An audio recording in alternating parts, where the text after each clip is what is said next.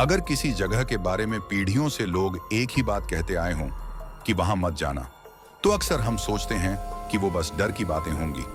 लेकिन कुछ जगहें डर से नहीं, यादों से भरी होती हैं। आज की कहानी ऐसी ही एक जगह की है। उत्तर भारत के एक छोटे से इलाके में एक घना जंगल था। इतना घना कि दिन के समय भी सूरज की रोशनी जमीन तक नहीं पहुंचती थी। इस जंगल का नाम था कालवन। गांव के लोग इस नाम को धीरे बोलते थे, जैसे जोर से बोलने पर कोई सुन लेगा। बुजुर्ग कहते थे, कालवन रात में बदल जाता है। दिन में वो बस जंगल लगता था, लेकिन रात में वो कुछ और बन जाता था। कोई पंछी नहीं, कोई कीड़ा नहीं, यहाँ तक कि हवा भी रुक जाती थी।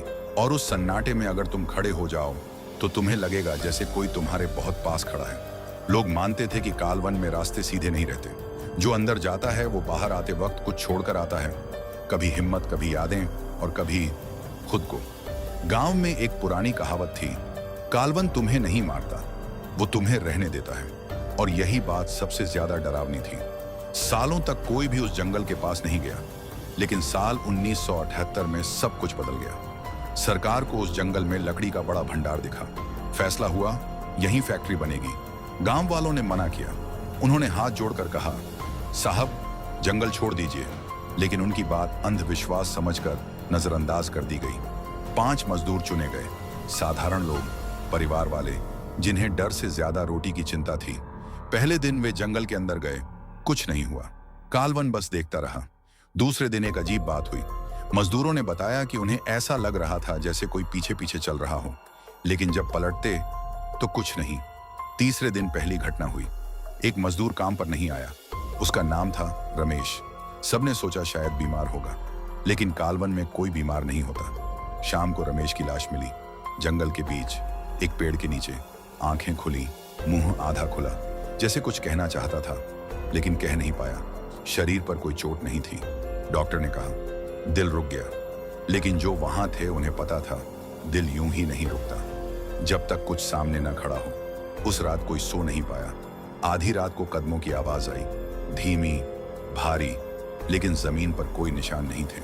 एक मजदूर बोला, लगता है कोई हमें देख रहा है। दूसरा बोला, नहीं, वो हमें सुन रहा है। रात के करीब 3 बजे जंगल से बच्चे के रोने की आवाज आई, बहुत पास से, इतनी पास कि सबकी सांसें रुक गईं। और तभी किसी ने कहा, वो शुरू हो गया है।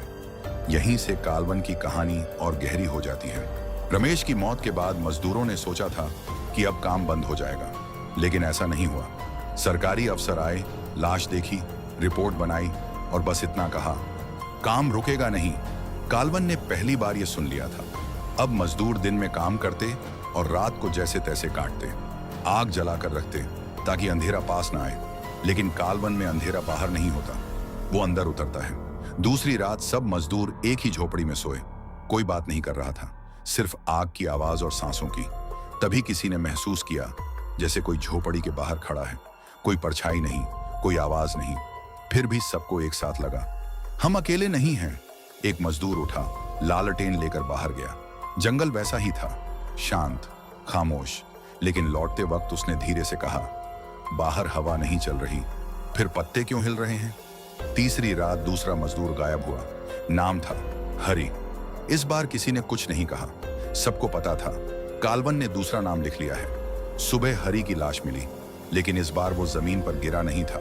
वो बैठा था, पीठ सीधी, हाथ घुटनों पर, जैसे किसी ने उसे बिठाकर छोड़ दिया हो। उसके चेहरे पर डर नहीं था, बल्कि एक अजीब सी शांति थी। और यही बात सबसे डरावनी थी। पोस्टमार्टम फिर बोला। दिल की धड़कन अचानक रुक गई, लेकिन गांव के बुजुर्ग चुपचाप जंगल की तरफ देख रहे थे। उन्हें पता था ये मौत अंदर से आई है। अब मजदूर जंगल छोड़ना चाहते थे, लेकिन जब भी वे बाहर निकलने की कोशिश करते, रास्ता अलग हो जाता। पेड़ वहीं रहते, लेकिन रास्ता नहीं।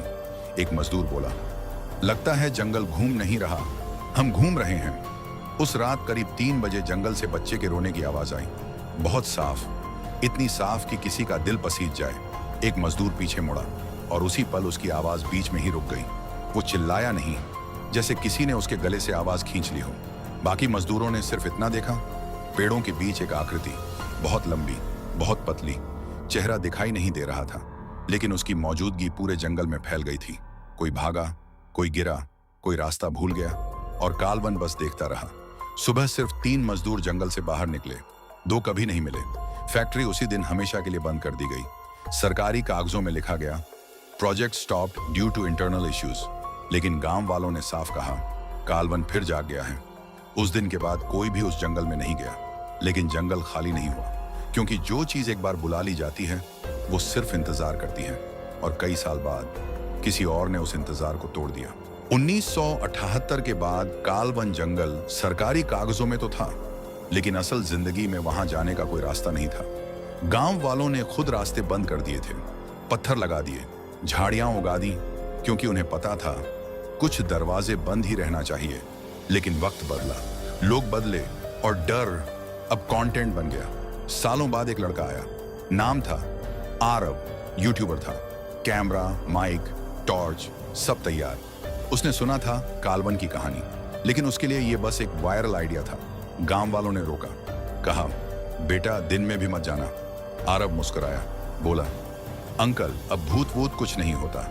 रात के करीब 11:30 पर आरव ने लाइव स्ट्रीम चालू की, कैमरा ऑन, लाखों आंखें स्क्रीन पर और आरव कालवन के अंदर। शुरुआत में सब नॉर्मल था, पेड़, रास्ता, सन्नाटा।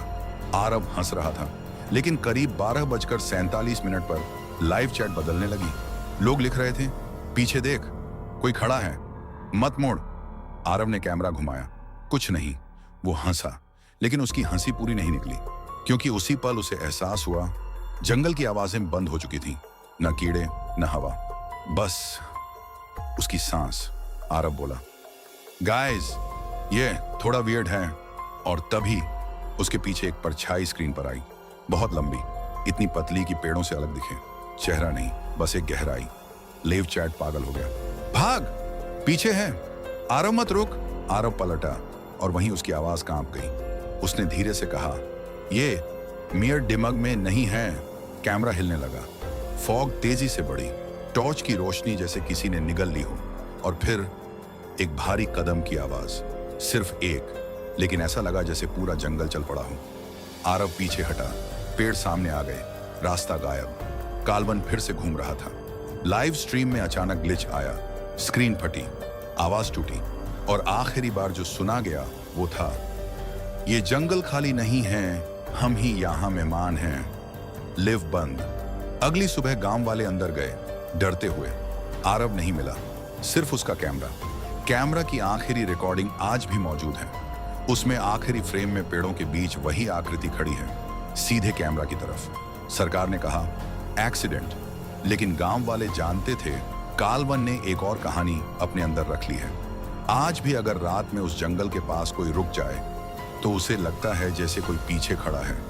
और शायद वो सच है, क्योंकि कालवन लोगों को नहीं मारता, वो उन्हें याद रखता है।